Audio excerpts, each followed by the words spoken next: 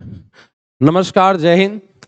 बहुत सारे बच्चों की डिमांड आ रही थी कि सर एसएससी सीएचएसएल का एग्जाम लगा हुआ है, तो एसएससी सीएचएसएल को लेकर जितने भी आपके पेपर हो चुके हैं पहले उसका एक बार एनालिसिस किया जाए। तो आज से हम लोग एसएससी सीएचएसएल के जो भी प्रीवियस ईयर पेपर हो चुके हैं उस पेपर को सारा एनालिसिस करेंगे, जितना भी हो सकेगा ज़्यादा से ज़्यादा पेपर को कवर करने की कोशिश करेंगे। देखेंगे कैसे पेपर को हम लोग आसानी से कर सकते हैं, कैसे अपना समय बचा सकते हैं। तो आज हम लोग जो भी पेपर हमारा 4 अगस्त को हुआ था 2021 को मॉर्निंग शिफ्ट में, आज वो वाला पेपर हम लोग एनालिसिस करेंगे। और जो एसएससी जीडी का प्रैक्टिस सेट चल रहा था वो चलता रहेगा और साथ में ये एसएससी सीएचएसएल भी चलता रहेगा। ठीक है, तो आज हम लोग पहले पेपर से स्टार्ट करते हैं। ये आपका पेपर 4 अगस्त 2021 को हुआ था मॉर्निंग शिफ्ट में। पहला क्वेश्चन आपका देखिए क्या दिया हुआ है। नल पी एक किसी टंकी को 6 घंटे में भर सकता है और क्यू भरी हुई टंकी को 10 घंटे में खाली कर सकता है। तो देखिए यहाँ पर पी जो है वो आप देख पा रहे हैं 6 घंटे में आपका भर रहा है और क्यू 10 घंटे में उसको खाली कर रहा है। क्यू खाली कर रहा है, ठीक है। तो यहाँ पे आप इसका एलसीएम लेकर टोटल काम बनाओगे तो ये 30 हो जाएगा। एफिशिएंसी अगर क्षमता निकालोगे तो भाग करोगे तो यहाँ भरने की क्षमता 5 हो जाएगी और खाली करने की क्षमता 3 हो जाएगी। यानी इसका मतलब है कि हमने टंकी 30 लीटर की मान ली कि टोटल 30 लीटर पानी डालना है।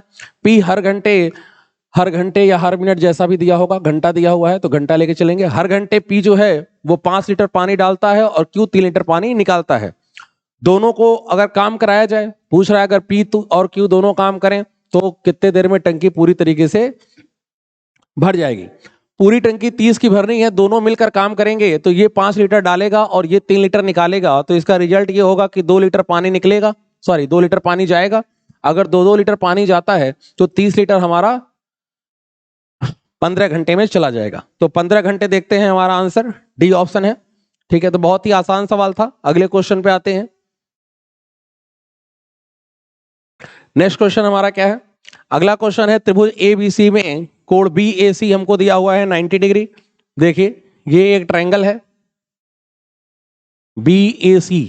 बीएसी में हमें एंगल ए 90 डिग्री दिया हुआ है। कह रहा है कि एडी और बीसी, एडी बीसी पे लंबवत है। एडी जो है ये एडी एक बीसी पर लंबवत है, परपेंडिकुलर है। और क्या दिया हुआ है? एडी की लंबाई हमें दी है 8.4। एडी हमें दिया हुआ है 8.4 दिया हुआ है। और क्या दिया हुआ है? बीडी की लंबाई दी है 4.8। बीडी यानी कि ये हमें 4.8 दिया हुआ है। बीसी की लंबाई हमसे पूछी जा रही है। बीसी मतलब यहां से लेकर यहां तक, यहां से लेकर यहां तक पूरी लंबाई पूछी जा रही है। तो अगर हम लोग ये वाली अगर लंबाई निकाल लेते हैं तो बात बन जाएगी। अगर ये लंबाई निकाल लेते हैं तो पूरी लंबाई अपने आप आ जाएगी। इन दोनों को ऐड कर देंगे। तो हम लोगों को रूल मालूम होना चाहिए। देखिए इसमें सिमिलरिटी लगेगी, ठीक है, लेकिन वहां पर एग्जाम में इतना ज्यादा समय नहीं होता। तो इसको आप इसके आउटपुट को, रिजल्ट को याद रखिए कि ऐसे जितने भी सवाल होंगे जहां पे परपेंडिकुलर होगा तो इनका इनका गुणनफल इसके वर्ग के बराबर होता है। ठीक है, इसका मतलब क्या है? 4.8 into x is equal to 8.4 into 8.4। ये आपको याद रहना चाहिए। ठीक है, इसका और इसका गुणनफल इसके वर्ग के बराबर होगा, इसके स्क्वायर के बराबर होगा। यहां से x की वैल्यू आप निकाल लीजिए तो ये 8.4 इंटू 8.4 अपॉन 4.8 हो जाएगा। ठीक है, 4 से अगर इसको काटे तो 4 एकम 4, 4 दूना 8, 4 दूना 8 और 4 3 से कट जाएगा। 3 से काटोगे तो ये हो जाएगा 4 और ये हो जाएगा 7। 4 से इधर काट लो, 4 दूना 8, 4 एकम 4, तो 7 एकम 7, 7 दूना 14, तो 14.7 आ गया। 14.7 किसकी वैल्यू आई? एक्स की वैल्यू आई। इस x की वैल्यू 14.7 आ गई। हमसे पूरी लेंथ पूछ रहा है, BC की पूरी लंबाई बताइए। तो BC की लंबाई निकालनी है तो 4.8 और 14.7 को आप जोड़ दो तो ये पूरी लंबाई आ जाएगी। 8 7 15 का 5, हासिल 1 लगा, 4 4 8 1 9, तो 19.5। 19.5 आंसर चेक कर लीजिए, बी ऑप्शन है। तो ये रिजल्ट याद होना चाहिए कि इसका और इसका गुणनफल इसके स्क्वायर के बराबर होता है। आगे बढ़ते हैं अगले क्वेश्चन पे। 3 नंबर क्वेश्चन हमारा क्या है? 3 नंबर कह रहा है दो संकेंद्रीय वृत्तों की आंतरिक और बाहरी त्रिज्या जो है 6.7 है और 9.5 है। उनके परिधि के बीच अंतर क्या होता है? क्या होगा? परिधि क्या होती है? परिधि हम सब लोग जानते हैं 2 पाई आर होती है। तो बाहर वाले के लिए हमने ले ली परिधि 2 पाई r1, अंदर के ले लिए 2 पाई r2। हमसे यही पूछा जा रहा है, दोनों परिधियों के बीच अंतर। आप 2 पाई कॉमन ले सकते हैं, पाई का मान 22/7 रख देंगे और ब्रैकेट में होगा r1 माइनस r2। r1 जो बड़ी वाली रेडियस है आपको दिख रहा है 9.5 है, और छोटी वाली रेडियस हमारी 6.7 है। तो इसको सॉल्व किया जाए, ठीक है, तो ये आ जाएगा हमारा 2.8 आ जाएगा, ठीक है, और 7 से काटोगे तो 0.4, तो 22 दूना 44, 44 गुणे 4 हो जाएगा 176, यानी 17.6। तो 17.6 देखते हैं क्या ऐसा आंसर है, तो 17.6 हमारा बी ऑप्शन, तो बी ऑप्शन हमारा बिल्कुल करेक्ट है। ये आपका ओरिजिनल पेपर है, ये कोई मॉक पेपर नहीं है, कोई मॉडल पेपर नहीं है, जैसा पेपर एग्जाम में आया हुआ था एकदम सेम वही पेपर है, सारे वही क्वेश्चन है। तो एक बार अगर हम लोग इस तरह के पेपर को, जितने भी पेपर प्रीवियस ईयर हुए थे, मैक्सिमम जितना ज्यादा से ज्यादा कोशिश हो सकता है पेपर करने की कोशिश करेंगे, उससे हमको एक व्यू मिलेगा कि एग्जाम में किस तरह के क्वेश्चन आते हैं और हमको उन क्वेश्चनों को कैसे हैंडल करना है। देखिए, केवल क्वेश्चन लगा लेना बड़ी बात नहीं होती कि आपने उसका आंसर निकाल लिया कैलकुलेशन करके। आप जल्दी से कैसे कर सकते हैं, अपना समय कैसे बचा सकते हैं, ये ज्यादा इंपॉर्टेंट है, ठीक है। तो क्वेश्चन हमको तेजी से करना है, एक्यूरेसी के साथ करना है, और पेपर एनालिसिस करने से ये फायदा हो जाएगा कि आपको ये ट्रेंड मालूम चल जाएगा कि पेपर का ट्रेंड कैसा है, कैसा पेपर आ रहा है, किस तरह के क्वेश्चन पूछे जा रहे हैं। कहीं ऐसा तो नहीं कि हम कुछ ऐसा पढ़ रहे हैं जो हमारे काम का नहीं है, ठीक है। तो एग्जाम में टाइम भी आप जानते हैं कम है, तो कम समय में जितना ज्यादा से ज्यादा पेपर का एनालिसिस हो सकता है उस करने की कोशिश करेंगे हम लोग, इससे हमारे एग्जाम के लिए काफी हेल्पफुल रहेगा। अगले क्वेश्चन पे आते हैं, 4 नंबर क्वेश्चन। 4 नंबर क्वेश्चन कह रहा है कि ए जो है वो बी का 150% है, 150%, और बी जो है वो सी का 40% है। तो सी को अगर हम 100 मान लें और बी इसका 40% है तो ये 40 हो जाएगा, और ए जो है वो बी का 150% था, तो 40 का 150% आप करोगे तो 60 हो जाएगा। देख सकते हैं, बी जो है वो सी का 40% था और ए जो है वो बी का 150%, 40 का 150% हो जाएगा 60, ठीक है। इनमें रेशियो बना सकते हो, 20 से काटोगे तो ये 3 हो जाएगा, ये 2 हो जाएगा और ये 5, तो रेशियो आ गया 3, 2 और 5 का। इनको जोड़ दो, 5, 2, 7, 3, 10। ये 10 की वैल्यू कितने के बराबर दे रहा है, अब देख सकते हैं ए बी सी हमारा टोटल 20 दे रहा है, तो 10 की वैल्यू 20 है, 10 की वैल्यू 20 यानी 2 गुना। हमसे पूछा क्या जा रहा है, हमसे पूछा जा रहा है 2a + 3b + 3c - 4a। यही बी सी और ए की वैल्यू रेशियो के हिसाब से रख दो। बी की वैल्यू अगर हम रेशियो में 2 रखेंगे तो 2 दूना कितना हो जाएगा, 4 हो जाएगा। यहाँ सी की वैल्यू अगर हम लोग यहाँ से 5 रखते हैं तो ये 15 हो जाएगा। ए की वैल्यू अगर हम लोग 3 रखते हैं तो ये 12 हो जाएगा। 15, 4, 19, 19 में 12 घटा दिया तो 7 आ गया, यानी हमें 7 की वैल्यू निकालनी है। 10 का दूना 20 था, तो 7 का दूना कितना हो जाएगा, 7 का दूना 14 हो जाएगा। ये रेशियो की वैल्यू हमने इस क्वेश्चन में पुट कर दी, 7 आ गया, 7 का दूना 14, 14 देखिए आंसर हमारा डी ऑप्शन, डी ऑप्शन हमारा बिल्कुल सही है। अगले क्वेश्चन पे आते हैं। नेक्स्ट क्वेश्चन क्या है, एक व्यक्ति 2 वर्ष के लिए 8% साधारण ब्याज पर 7,000 रुपए और समान अवधि के लिए समान दर पर चक्रवृद्धि ब्याज पर 10,000 रुपए निवेश करता है। कह रहा परिपक्वता पर कुल ब्याज, कुल राशि क्रमशः क्या होगा, यानी ब्याज पूछ रहा है और अमाउंट पूछ रहा है, मिश्रधन पूछ रहा है। देखिए, पहला वाला जो हमको मूलधन दिया हुआ है वो हमको दिया हुआ है 7,000 रुपए, और यहां पे टाइम हमको दे रहा है 2 वर्ष का, और रेट दिया हुआ है 8%। तो यहां से हम लोग इसका ब्याज निकाल लेंगे। अगर यहां से ब्याज निकाले तो ये 16% ब्याज होगा। 16% किसका होगा, 7,000 का 16, अगर आप परसेंट आप निकालते हो 7,000 का 16 सत्ते 112, यानी कि 1120 रुपया, ठीक है। 7,000 का 16% 1120 हो जाएगा। चलिए, ये पहला ब्याज तो हम लोगों ने निकाल लिया। अब दूसरा मूलधन आप देखिए कितना दिया हुआ है, दूसरा मूलधन हमको दिया हुआ है 10,000। दूसरा मूलधन हमको P2 दिया हुआ है 10,000। रेट हमारा वही है, ठीक है, और टाइम भी वही है। रेट और टाइम हमारा सेम है, रेट और टाइम सेम है, यानी कि रेट यहां भी 2 साल का समय है, 8% का रेट है। 2 साल की बात कह रहा है तो 2 साल का रेशियो चला देंगे हम लोग, 2:1 होता है, हमको याद रहना चाहिए ब्याज के लिए रेशियो क्या होता है। चक्रवृद्धि ब्याज की बात हो रही है, 8% चलाओगे, अगर हम 10,000 का 8% निकालेंगे तो ये 800 हो जाएगा। 800 का फिर अगर हम लोग निकालेंगे 8% तो ये हो जाएगा 64, यानी अगर इसको जोड़ोगे तो ये 1664 रुपया हो जाएगा पूरा। तो यहाँ पे ब्याज हो गया 1664, ये 1664 CI हो गई। ठीक है, हमसे टोटल ब्याज पूछ रहा है तो दोनों को जोड़ दो, दोनों को जोड़ दोगे तो 1600 और एक 1700, 2764 20 84, तो 2784 का ब्याज हो जाएगा। 2784 देखते हैं कहीं पर दिख रहा है हमको, 2784 हमको एक ही ऑप्शन में दिख रहा है, ये हो गया। अमाउंट पूछ रहा है यानी कि मिश्रधन पूछ रहा है, तो ये जो हमारा ब्याज है इसमें आप मूलधन को जोड़ दो। आप देखिए मूलधन क्या है, यहाँ पे 10,000 है और यहाँ पे 7,000 है, 10 और 7 17,000। 17,000 को अगर 17,000 को अगर हम जोड़ देते हैं 2784 में तो हमारा अमाउंट यानी मिश्रधन आ जाएगा, तो 17 तो 19,784, तो 19,784 देखिए ये अमाउंट आ गया। ठीक है, केवल ब्याज निकाल के ही आंसर चेक कर सकते थे। अगले क्वेश्चन पे बढ़ते हैं।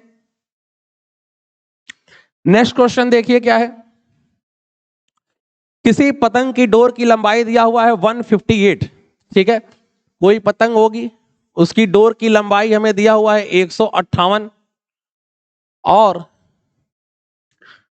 30 डिग्री का कोण। देखिए ये डोर की लंबाई है, एंगल 30 डिग्री बन रहा है, ये डोर है पूरी, ये पूरी डोर है यहां से यहां तक, और इस पे एंगल जो बन रहा है वो 30 डिग्री का बन रहा है।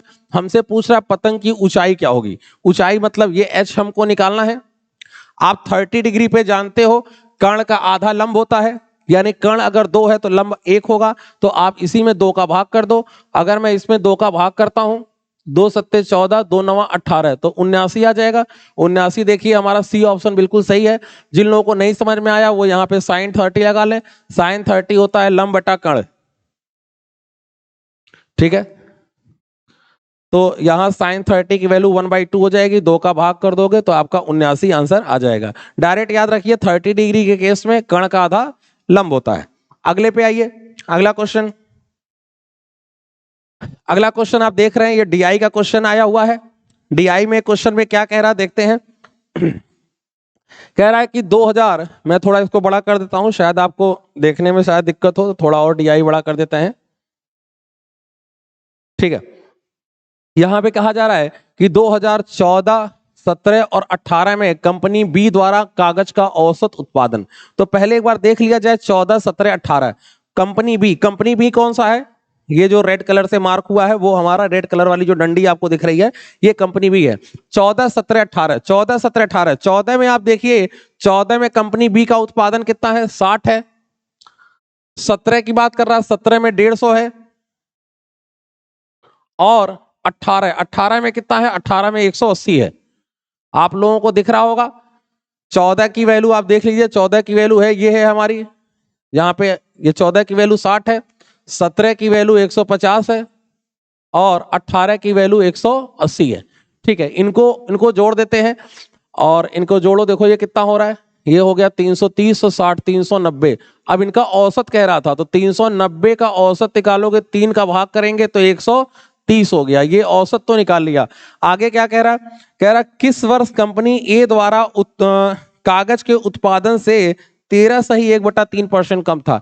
ये जो कंपनी बी का जो उत्पादन हुआ है ये एक किस वर्ष से 13.1/3% कम है।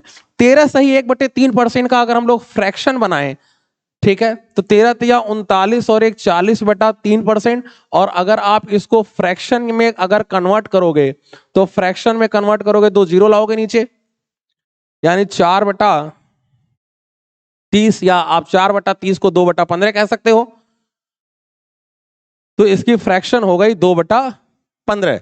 अब कंपनी ए से 2/15 कम होना चाहिए कंपनी बी, जैसा कि क्वेश्चन में कह रहा है कि कंपनी बी का उत्पादन जो होना चाहिए वो कंपनी ए के उत्पादन से 2/15 कम होना चाहिए। इसका मतलब क्या है, इसका मतलब यह है कि कंपनी ए का उत्पादन अगर 15 है, कंपनी ए का उत्पादन अगर 15 है तो बी का उत्पादन 2 कम होना चाहिए। तो बी का उत्पादन अगर 2 कम होगा तो बी का उत्पादन 13 होगा। ठीक है, और कंपनी बी का उत्पादन 13 की वैल्यू हम लोगों ने निकाल ली, यहां पर कितनी है, 130। तो 15 की वैल्यू कंपनी ए वाली आ जाएगी, 13 का 10 गुना है तो इसका 10 गुना कितना, 150। तो कंपनी ए का उत्पादन जिस ईयर की बात कर रहा है उस ईयर में 150 होना चाहिए। आप देखिए क्या 150 का ही आंसर आपको दिख रहा है। 150 किस डंडी में आपको, कंपनी ए दिख रहा है, कंपनी ए को देखना है। नीले कलर से जो आपको डंडी है वो कंपनी ए है। कंपनी ए देखो नीले कलर वाली डंडी कहां 150 दिख रही है, तो आप यहां देख रहे हैं कि नीले कलर वाली डंप यहां पर डी है, यहां पर जो 2019 है, 2019 में हमको ए 150 दिख रहा है, यानी 2019 हमारा बिल्कुल सही आंसर होगा, यानी कि बी ऑप्शन। ठीक है, तो ये DI आई थी एग्जाम में। अगले क्वेश्चन पे बढ़ते हैं। अगला क्वेश्चन क्या है?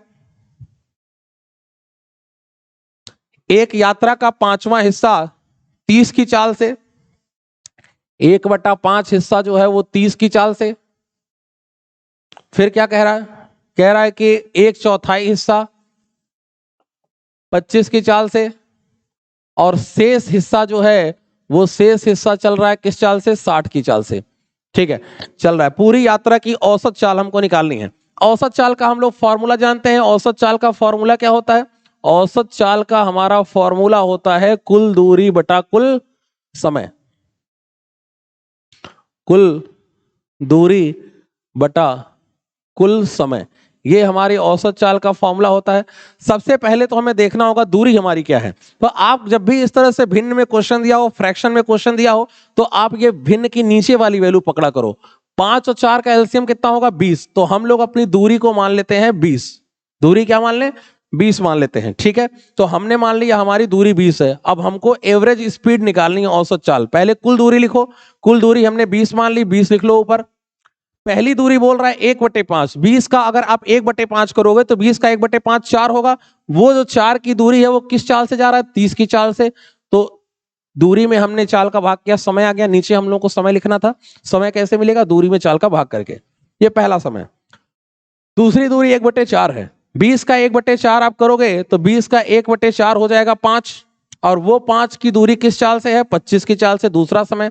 अब टोटल दूरी 20 थी, 20 में ये दूरी 9 हो गई, तो 11 की दूरी और बची, और वो 11 की दूरी जो है वो 60 की चाल से तय करेगा। ठीक है, इसी को हमें सॉल्व करना है। जो काट सकते हो काट लो नीचे। ये कटेगा तो 15 हो जाएगा, यहां 5 से काटोगे 5 हो जाएगा। ठीक है, अब यहां देखो नीचे 60 बचा, 5 बचा और 15 बचा। 60, 5 और 15 का एलसीएम 60 ही होगा, तो वो 60 हमारा ऊपर आ जाएगा। अच्छा, 15 60 को 4 बार में काटता है, तो इसमें 4 का गुणा कर दो, 4 दूना 8। 5 60 को 12 बार में काटेगा तो ऊपर 12 आ जाएगा। 60 60 को पूरा काटता है तो ऊपर जो 11 था वो रहेगा। तो यहां हो गया हमारा 1200। 1200 नीचे कितना हो गया? 12 8 20, 20 और 11 31। ठीक है, तो 1200/31, 1200/31 हमारी औसत चाल हो गई। ठीक है, तो ये देख ले सकते हैं हम लोग, पूरा तो नहीं कट रहा। अगर 30 होता तो 40 बार में पूरा पूरा काटता है, यानी नियर अबाउट 40 के आसपास का आंसर आना चाहिए, लेकिन 40 से कम ही आएगा। 40 से तो कम ही आएगा, 40 के नियर अबाउट आएगा लेकिन 40 से कम आएगा। तो ये तो हो नहीं सकता, क्योंकि ये तो 40 से ज्यादा है। ये 40 के नियर अबाउट है और 40 से कम है, यही आंसर बिल्कुल सही है। तो इसका आंसर डी हो जाएगा। अगले क्वेश्चन पे आते हैं। अगला क्वेश्चन है cos theta is equal to 4x upon 1 plus 4x square. पूछ रहा है साइन थीटा का मान क्या होगा? साइन थीटा का मान क्या होगा? हम लोग जानते हैं कि cos थीटा आधार बटा कण होता है, तो इस थीटा के लिए आधार ये होगा, तो आधार हमारा कितना है? 4x, और कण कितना है? 1 प्लस 4x स्क्वायर। ठीक है, इससे हम लोग लंब निकाल सकते हैं कर्ण और आधार से। कुछ लोग इसको पाइथागोरस लगाएंगे, इसका स्क्वायर करके इसका स्क्वायर घटाएंगे, फिर रूट लेंगे, फिर ये वाली वैल्यू आएगी। देखिए, पेपर में इतना समय आपको कभी नहीं मिलेगा ये सब करने का। आपको डायरेक्ट वे में कुछ बातें याद रखनी चाहिए। क्या याद रखना है उसको ध्यान से देखिए। अगर ये याद रखेंगे तो आपको बहुत मदद मिलेगी। इससे आपको ये पाइथागोरस सॉल्व नहीं करना पड़ेगा। आप ये याद रखिए कि हमेशा जो कर्ण होता है वो m square plus n square के रूप में होता है, और ये जो है वो m square minus n square, और ये 2mn के रूप में होता है। ये रेशियो याद रखिए। ये रेशियो अगर याद रखेंगे तो इससे कभी आपको पाइथागोरस नहीं लगाना पड़ेगा, क्योंकि उसको पाइथागोरस लगा के सॉल्व करोगे तो टाइम लगेगा। तो ये देखो, ये m square plus n square. अच्छा, इन दोनों को आपस में चेंज कर सकते हो। 2mn को इधर कर दो, m square minus n square को इधर कर दो, उससे फर्क नहीं पड़ता। इसी फॉर्म में हमेशा पाइथागोरस की भुजाएं होती हैं। अब देखो, ये m square plus n square बन रहा है कि नहीं बन रहा है? ये 1 का स्क्वायर है और ये 2x का स्क्वायर है, तो ये m square plus n square बना। ये क्या बना? 2mn बना। अगर आप 2mn करोगे तो यही आएगा, यानी इसका मतलब ये वैल्यू क्या बनेगी? ये वैल्यू बनेगी m square minus n square. m square minus n square का मतलब हो जाएगा 1 माइनस 4x स्क्वायर। सीधा सीधा लिख दिया, कोई पाइथागोरस नहीं लगाया। अब हमको चाहिए क्या, हमको चाहिए था साइन थीटा। क्या चाहिए, साइन थीटा। अब साइन थीटा लिख लो यहां से। साइन थीटा होता है क्या, लंब बटे कर्ण। लंब ये आ गया और कर्ण क्या हुआ 1+4x²। तो देखिए यही हमारा साइन थीटा का मान आ जाएगा। ऑप्शन चेक कर लीजिए कौन सा ऑप्शन सही है। तो ठीक है, हमारा ये वाला ऑप्शन बिल्कुल सही है, बी ऑप्शन। अगले क्वेश्चन पे आते हैं। नेक्स्ट क्वेश्चन हमारा है 125 रुपए कोट की गई 1 दर्जन नोटबुक 20% छूट पर उपलब्ध है। कोट की गई मतलब अंकित की गई। 75 रुपए में कितने नोटबुक खरीदे जा सकते हैं। देखिए यहां पर 12, 1 दर्जन का मतलब होता है 12 वस्तुओं का अंकित मूल्य हमें दिया हुआ है 125 रुपए। 12 वस्तुओं का अंकित मूल्य हमें दिया हुआ है 125 रुपए।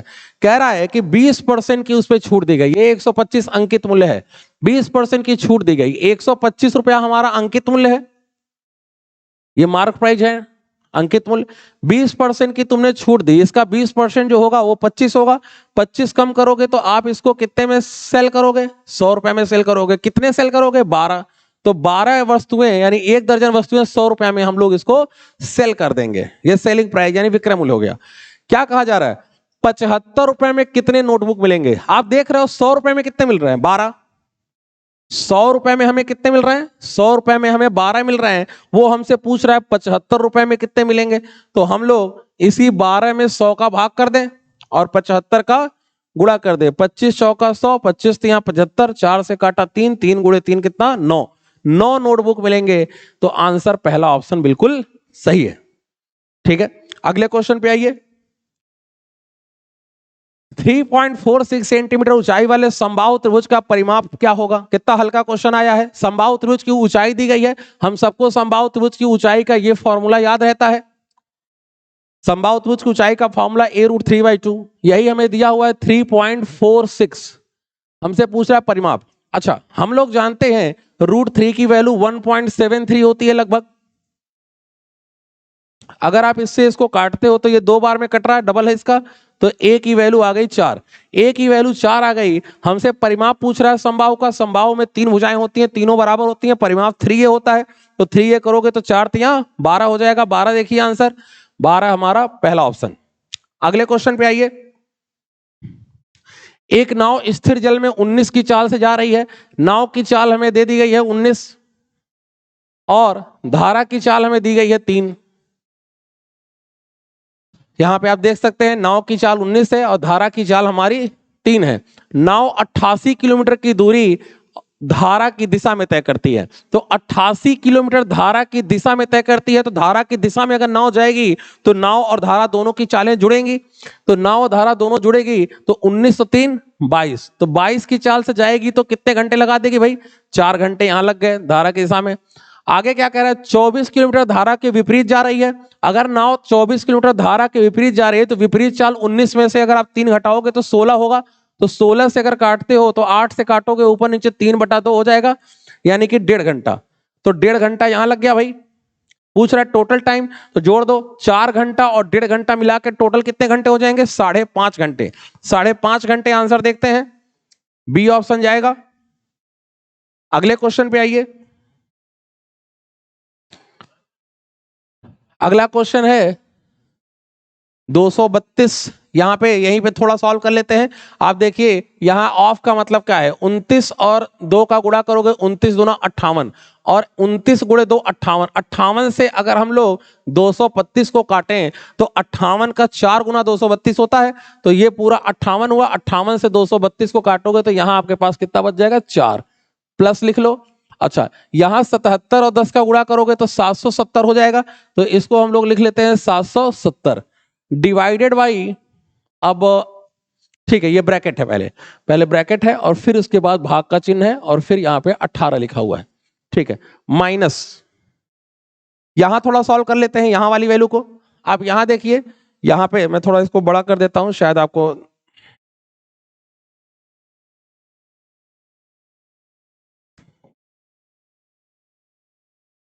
ठीक है, यहां देखिए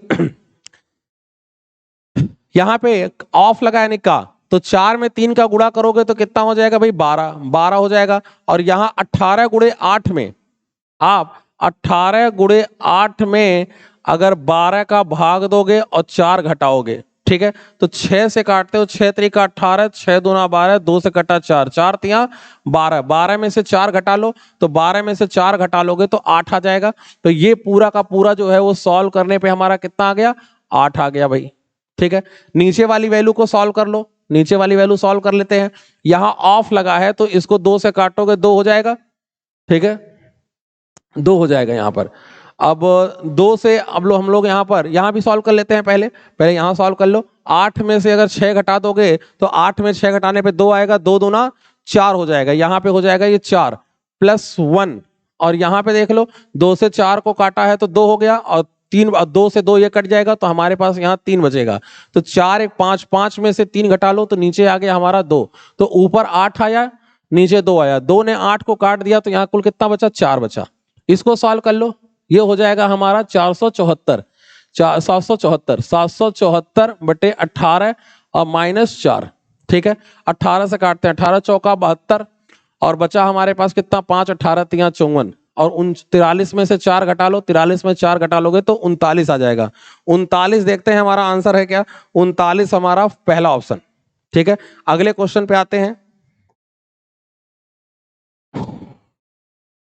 अगला क्वेश्चन क्या है, बीजगणितीय सहसंख्या का उपयोग करते हुए आपको बताना है कि x की power 4 plus x square plus 1 upon x square plus x plus 1 की वैल्यू क्या होगी। ठीक है, इसकी वैल्यू हम लोगों को निकालनी है, चलिए निकालते हैं। अच्छा, यहां पे ध्यान दीजिएगा,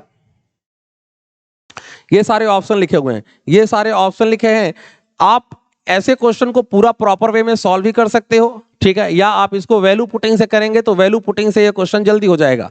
मैं यहाँ पे वैल्यू रखता हूं, तो वैल्यू क्या रखा जाए, अब देखिए हो, अगर x की वैल्यू अगर आप 1 लेते हो या 0 लेते हो तो हो सकता है कि एक से ज्यादा ऑप्शन मैच कर जाए, तो इसलिए मुझे लगता है कि यहाँ पे x की वैल्यू 2 अगर रखी जाए तो ज्यादा अच्छा होगा। 2 रख लो, 3 रख लो, 4 रख लो।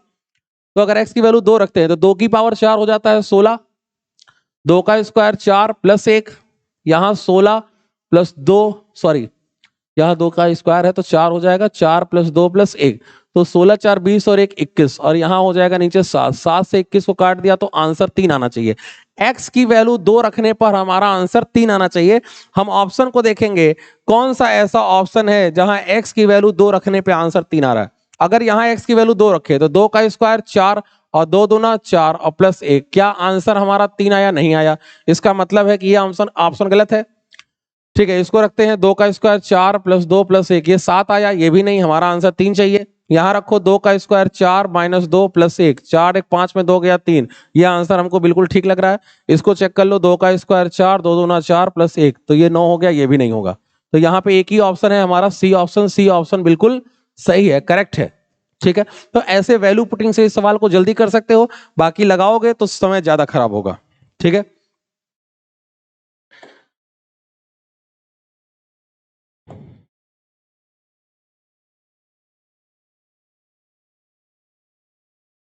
ठीक है, हम लोग एक बार इसको लगा के भी देख लेते हैं कि ये लगेगा कैसे, लगा के देख लेते हैं। ठीक है, चलिए देखें, यहां पे अगर मैं अपनी तरफ से अगर यहां पे अगर मल्टीप्लाई कर दूं, आप देख पा रहे हैं कि ये जो वैल्यू लिखी है, ये वैल्यू क्या लिखी है, ये वैल्यू लिखी है एक्स स्क्वायर का स्क्वायर प्लस ये, इसको हम लोग लिख सकते हैं एक्स स्क्वायर इंटू 1 और प्लस 1 का स्क्वायर। ठीक है, तो आप ये वैल्यू कहीं से आपको जानी पहचानी लग रही है, आप देख पा रहे हैं ये क्या लिखा हुआ है, A square plus B square plus A B. तो A square plus B square plus A B किसके फॉर्मूले में आता है, A cube minus B cube. तो अगर मैं यहां से A cube minus B cube बनाने के लिए ए माइनस बी का गुणा कर दूं, ए माइनस बी का मतलब क्या होगा, ए माइनस बी का मतलब होगा एक्स स्क्वायर माइनस 1 का अगर गुणा कर दूं। ठीक है, तो यही नीचे ऊपर गुणा करोगे तो यही आप सेम वैल्यू का नीचे गुणा करोगे। ठीक है, इस तरीके से आपने देखा ऊपर वैल्यू क्या बन रही है, A square plus B square plus A B. तो यानी कि A square plus B square plus A B कहां आता है, A cube minus B cube, A cube minus B cube खोलते हो तो ऊपर जब आप सॉल्व करोगे तो हमारा ए क्यूब माइनस बी क्यूब बन जाएगा। ए क्यूब माइनस बी क्यूब का मतलब एक्स की पावर 6 माइनस 1 बन जाएगा। नीचे अभी जैसे है वैसे ही रहने देते हैं। ठीक है। अच्छा, नीचे ये देखो, आप इसको तोड़ सकते हो, आप इसको तोड़ोगे तो x+1 और x-1 में ब्रेक हो जाएगा। ठीक है, और इन दोनों को अगर आप लेके सॉल्व करते हो तो आप देखोगे ये क्या बना, एक ब्रैकेट में a² + b² + ab और ये a - b, तो ये दोनों मिलकर मिला के हमारे क्या बना देंगे, ये मिला के बना देंगे x³ - 1। ठीक है। अच्छा, ऊपर वाली वैल्यू को अगर हम फिर से अगर तोड़ें तो वो बनेगा x³ + 1 और x³ - 1। नीचे क्या बना, x³ - 1, ये दोनों मिला के x³ - 1 और यहाँ पे x+1, तो ये इससे कट जाएगा पूरा पूरा। इसको अगर खोलते हो x³ + 1 को, तो एक ब्रैकेट में आएगा x+1 और दूसरे ब्रैकेट में x² - x+1, और यहाँ पे आप देख सकते हैं x+1 है, ये कट गया। ठीक है, तो आपका आंसर आ गया सी ऑप्शन। ठीक है, तो ऐसे पूरा प्रॉपर वे में सॉल्व कर सकते हैं, लेकिन एग्जाम में इतना टाइम नहीं होता सॉल्व करने का, तो वैल्यू पुटिंग से करिए, जल्दी हो जाएगा। अगले क्वेश्चन पे आते हैं। 1170 में किसी वस्तु को बेचने पर एलिशा को उतनी ही हानि होती है जितना उसे इस मूल्य को 22% लाभ पर बेचने से लाभ होता है। ठीक है, यदि वह इसे 1450 में बेचती हो तो उसका लाभ या हानि प्रतिशत बताइए। ठीक है, देखते हैं। देखिए, जब उसने 1170 में सेल किया, 1170 में सेल किया तो उसे 22% का कह रहा, जितना इधर लाभ होता है उतनी ही उस वस्तु पे उतनी ही हानि होती है। यानी अगर लाभ 22% है तो हानि भी 22% है। तो अगर हानि 22% है तो 100 में से 100% में 22% कम कर दोगे, तो 100% में 22% अगर कम करते हो तो ये 78% हो जाएगा। इसका मतलब है 1170 की वैल्यू 78% के बराबर है। कह रहा अगर इसे 1150 में बेचे, चलिए देखते हैं। 1450 में, अगर 1450 में बेचे तो 1170 की वैल्यू 78% है, तो 1450 की वैल्यू कितनी होगी, तो 78% में हम लोग इस 1170 से डिवाइड करके 1450 से मल्टीप्लाई कर लो, इसको सॉल्व कर लो। आपका ऊपर वैल्यू 13 से कट रही, 13 छक्का 78 और 13 नवा 117, 3 से कट जाएगा और ये हो जाएगा 3 से, अब इधर नहीं कट रहा है। ठीक है, तो 3 रहने दो। 145 गुणे 2 290 हो जाएगा, 290/3%। ठीक है, भाग देते हैं, तो ये भाग दोगे तो 3 नवा 27 होगा, 2 बचेगा, 3 छक्का 18 और दशमलव 66 आ जाएगा। तो ये 96.66 आ गया। 96.66 का मतलब ये वैल्यू जो है वो 100% से कितनी कम है। जैसे ये 100% से 22% कम थी तो 22% का लॉस था, ये 100% से कितना कम है। अगर 100 में से इसे घटाते हो तो ये लगभग 3.33% कम है। इसका मतलब कि 3.33% का लॉस हो रहा है, क्योंकि ये 100 से कम है इसलिए लॉस हो रहा है। तो 3.33% का लॉस होगा, हानि होगी। तो आंसर देखते हैं, ये सी ऑप्शन बिल्कुल सही है हमारा। ठीक है, अगले क्वेश्चन पे आइए। अगला क्वेश्चन हमारा फिर डीआई का है। ठीक है, तो उम्मीद है आप लोगों को डीआई दिख रही होगी, अगर नहीं दिख रही है तो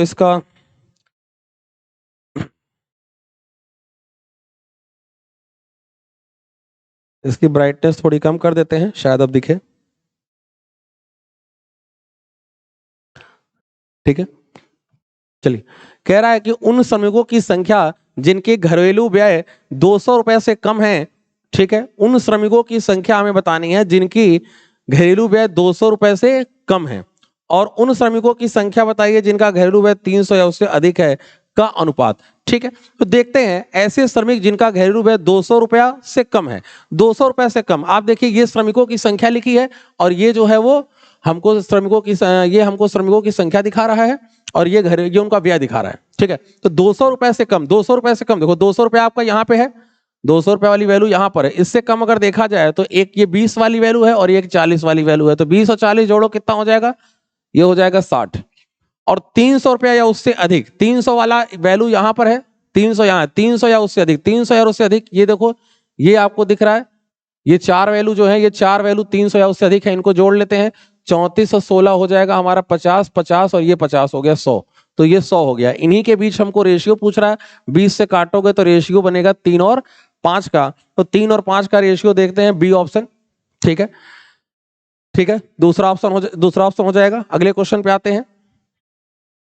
अगला क्वेश्चन क्या कह रहा है, अगला क्वेश्चन कह रहा है प्राथमिक, मिडिल माध्यमिक और उच्चतर माध्यमिक कक्षाओं के छात्रों ने राहत कोष के लिए चंदा इकट्ठा किया, जैसा कि पाई चार्ट में दिखाया गया है।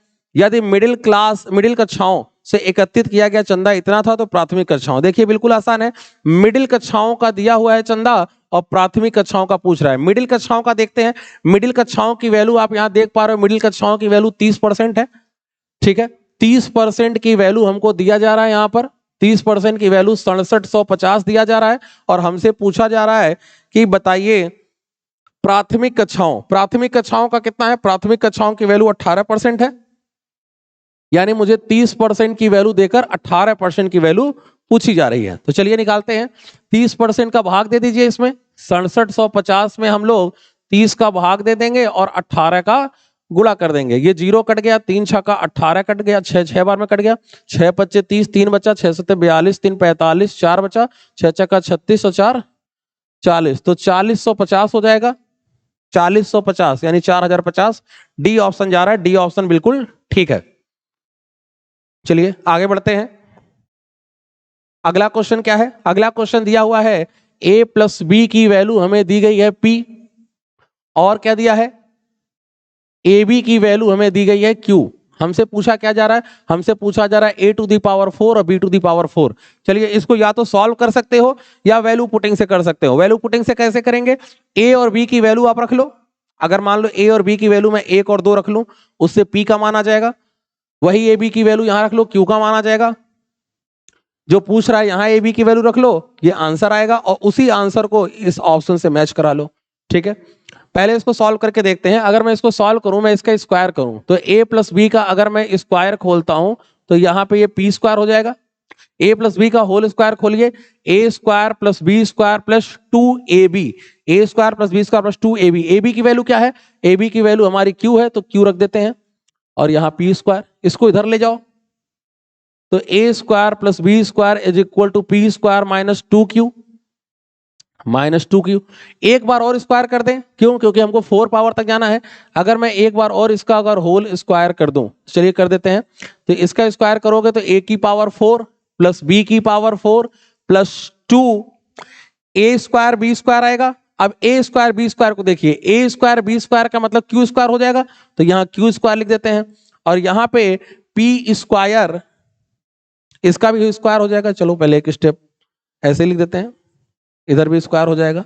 चलिए, तो a to the power 4 plus b to the power 4 plus 2q square is equal to, इसको खोलोगे तो ये हो जाएगा p की power 4 plus 4q square plus minus हो जाएगा माइनस 4p स्क्वायर q, ठीक है, ये ऐसा हो जाएगा। चलिए ये आ गया हमारा।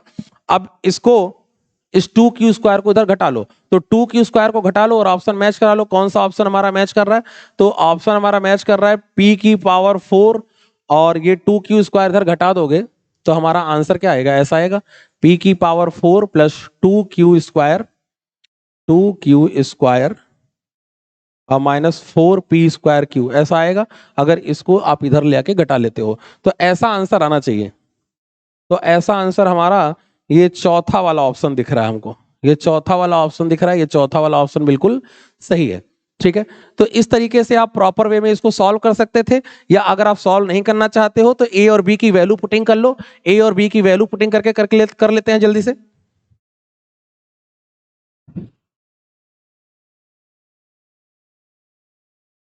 देखिए ए और बी की वैल्यू पुटिंग करते हैं, यहाँ ए की वैल्यू 1 और बी की वैल्यू अगर 2 रखा जाए तो पी की वैल्यू 3 आ जाएगी, और यहाँ ए बी की वैल्यू अगर 1 और 2 रखें अगर, तो क्यू की वैल्यू आ जाएगी हमारी 2, ठीक है। जो पूछ रहा है वहां ए और बी की वैल्यू रख दो। हमसे पूछा जा रहा है ए की पावर 4 बी की पावर 4 पूछा जा रहा है, तो ए की वैल्यू अगर 1 और बी की वैल्यू अगर हम लोग 2 रखते हैं, 2 का स्क्वायर हमारा 2 की पावर 4 16 हो जाएगा, यानी 16 और 1 17।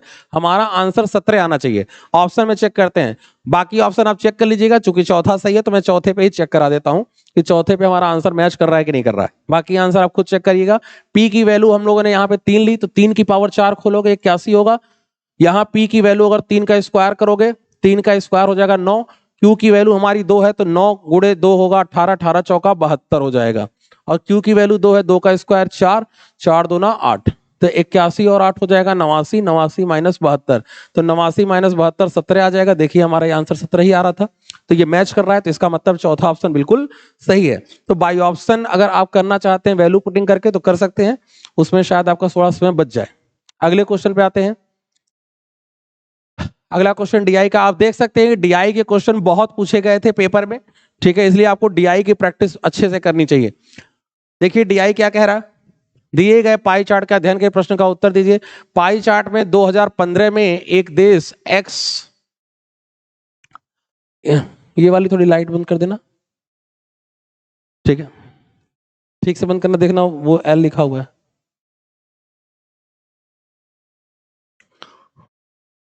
ठीक, तो पाई चार्ट 2015 में एक्स के परिवहन के विभिन्न साधनों द्वारा ईंधन की खपत को निरूपित करता है। देश के परिवहन के विभिन्न साधनों से ईंधन की कुल खपत आप देख सकते हैं। आपको डीआई में शायद दिख ना रहा हो, मैं और इसको थोड़ा बड़ा कर देता हूं तो शायद आपको दिखे।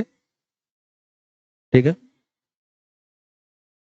ठीक है, तो यहां पे आप देखिए कुल खपत हमको दी गई है 800 million, 800 million litre, 800 million litre. और हमसे क्या कह रहा है आगे, आगे आप ये सब तो बकवास लिखा है, इसको पढ़ने का कोई मतलब नहीं। यहाँ पे आ जाइए, 0.4 मिलियन लीटर तेल का उत्पादन करने के लिए 1 टन कोयला जलाया जाता है।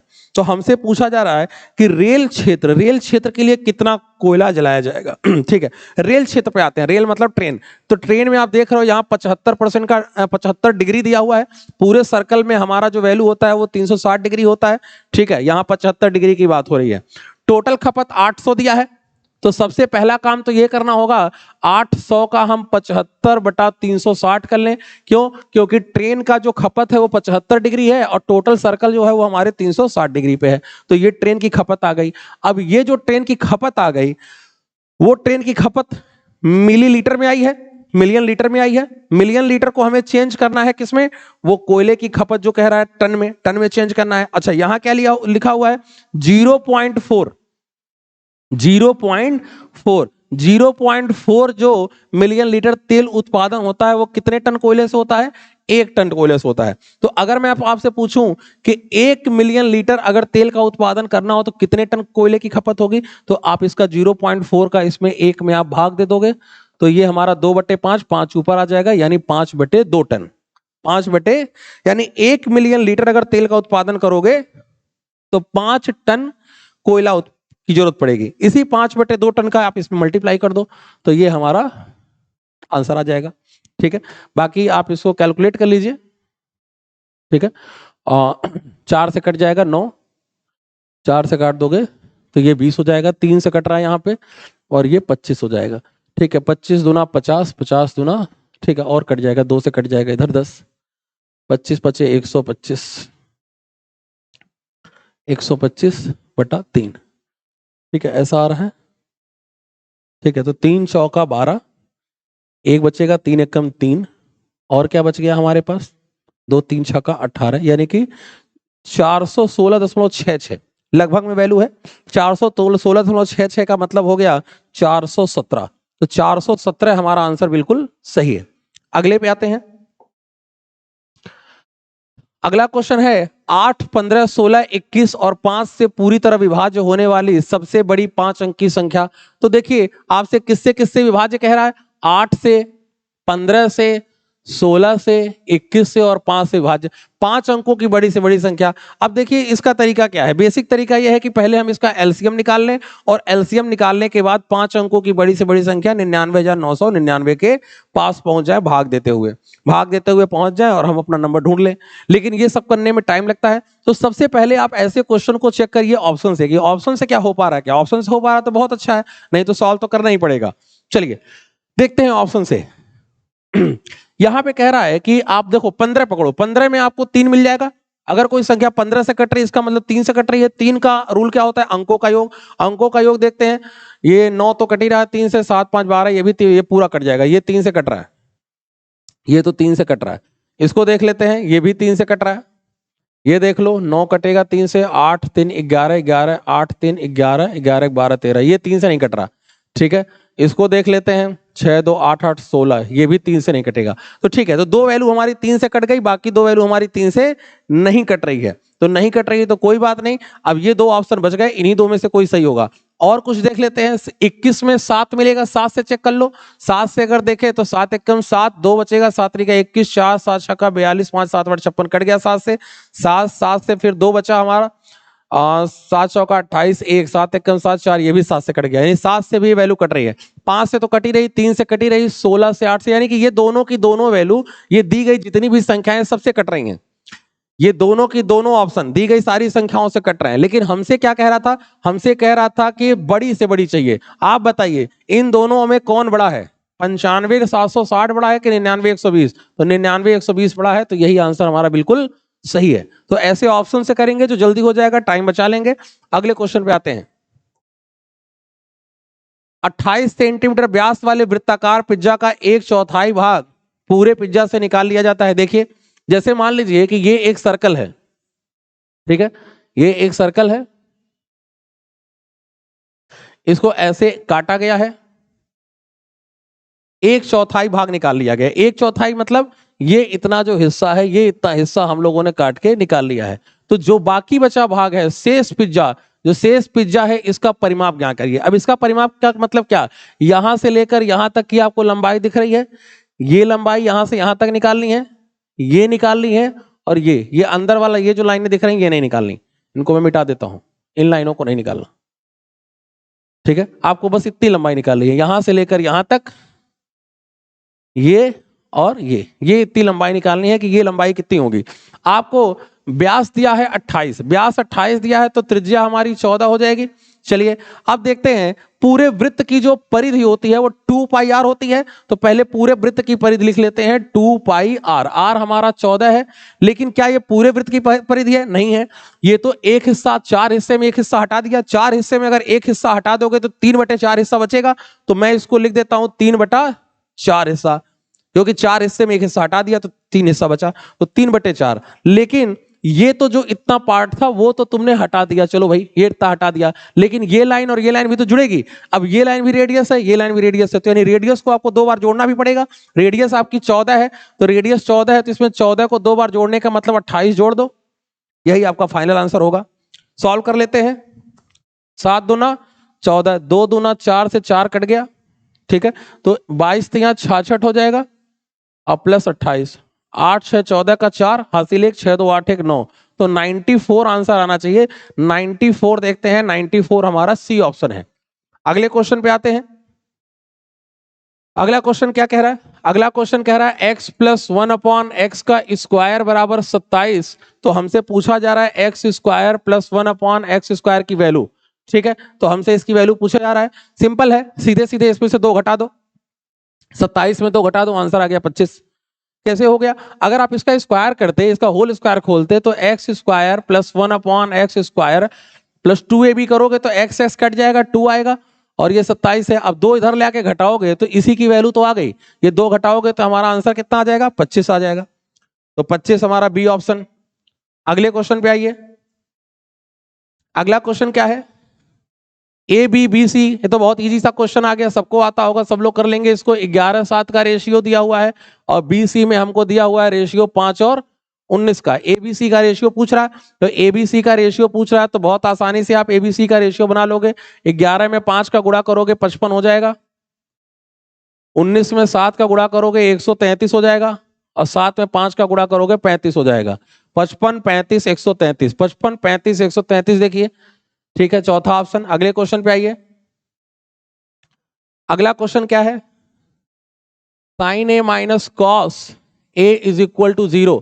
हमसे पूछा क्या जा रहा है? हमसे पूछा जा रहा है कॉट ए का मान, ठीक है। यहां पे इसको अगर ले जाओगे तो साइन ए बराबर हो जाएगा कॉस ए, और इधर भाग दोगे तो ये हो जाएगा tan A. Sign A upon cos A क्या होता है भाई? Sign A upon cos A हो जाता है tan ए। तो tan ए की वैल्यू हो जाएगी 1। अब tan में 1 हमारा कब होता है? जब एंगल 45 होता है, ठीक है, यही 45 यहां रख दो। जैसा कि हम जानते हैं cot 45 की जो वैल्यू होती है वो भी हमारी 1 ही होती है, तो इसका आंसर भी 1 होगा। तो 1 देख लीजिए, तीसरा ऑप्शन है, बिल्कुल सही है। अगले क्वेश्चन पे आइए। 6.3 सेंटीमीटर त्रिज्या वाले किसी ठोस धात्विक अर्धगोले को पिघलाकर 9 सेंटीमीटर त्रिज्या वाला एक नमवृत्तीय बेलन बनाया गया है। बेलन की ऊंचाई आपको बतानी है। देखिए, आपने एक अर्धगोले को पिघलाकर, ये एक अर्धगोला है, अर्धगोले को पिघलाकर आपने क्या बनाया है, आपने एक बेलन बनाया है। तो इसका मतलब है कि अर्धगोले का जो आयतन होगा वो बेलन के आयतन के बराबर होगा। अर्धगोले के आयतन का फॉर्मूला क्या होगा, 2/3 पाई आर क्यूब। आर इसका कितना दिया है, 6.3। तो 6.3 को आप 3 बार लिख दो, या दशमलव हटा लो, तो दशमलव हटा लोगे तो 63/10 लिखोगे 3 बार, ऐसा होगा। और ये अर्धगोले का आयतन बेलन के आयतन के बराबर। बेलन का आयतन क्या होता है, पाई आर स्क्वायर एच। उसका आर कितना दिया है, 9 दिया है, तो 9 दिया है तो पाई आर स्क्वायर और एच हमको पूछा जा रहा है, तो एच हम लोग यहां से अब निकाल लेंगे। अर्धगोले को पिघला के बेलन बनाया, अर्धगोले का आयतन बेलन के आयतन के बराबर होगा। पाई से पाई कट गया, ठीक है। और देखते हैं क्या कट रहा है, 9 से 63 को काटो 7 बार में, 9 से 63 को काटो 7 बार में, ठीक है। और जो कट जाए काट दो, 3 से हमारा कट जाएगा, ठीक है। तो h की वैल्यू आ जाएगी, कितनी आ जाएगी, 7 दूना 14 हो गया ये, और ये 21 7 7 दूना 14 147 बटा ये 1000 हो गया, ठीक है। 14 7 98 8 9 बचेगा, 14 चौको 56 और 9 हमारा 65, 5 हो जाएगा, 6 बचेगा, 14 और 14 6 20, यानी कि 2058 बटा 1000, ठीक है। तो आंसर हो जाएगा 2.058। तो यही हमारी ऊंचाई आ जाएगी 2.058। पूछ रहा था दशमलव के एक स्थान तक आपको बताना है, तो दशमलव के एक स्थान तक अगर लिखना है तो ठीक है, हमारा ये डी ऑप्शन ठीक है। इसको 2.1 के करीब लेंगे, पीछे नहीं जाएंगे, आगे की तरफ बढ़ेंगे। तो आगे की तरफ बढ़ेंगे तो हम लोग इसको वैल्यू लेंगे 2.1, ठीक है। आज का ये लास्ट क्वेश्चन था, इसमें 25 क्वेश्चन आए थे, ठीक है। ये 25 क्वेश्चन आपका ओरिजिनल पेपर था। इस 25 क्वेश्चन को हम लोगों ने देखा कैसे कर सकते हैं। इसी तरह के सीएचएसएल के और भी जितने प्रीवियस ईयर पेपर हुए हैं वो भी हम लोग करते रहेंगे, ठीक है। अगर आप लोगों को चैनल पे जो भी कंटेंट है पसंद आ रहा हो तो चैनल को सब्सक्राइब करिए, अपने दोस्तों में शेयर करिए। आज का सेशन यहीं तक, नमस्कार, जय हिंद।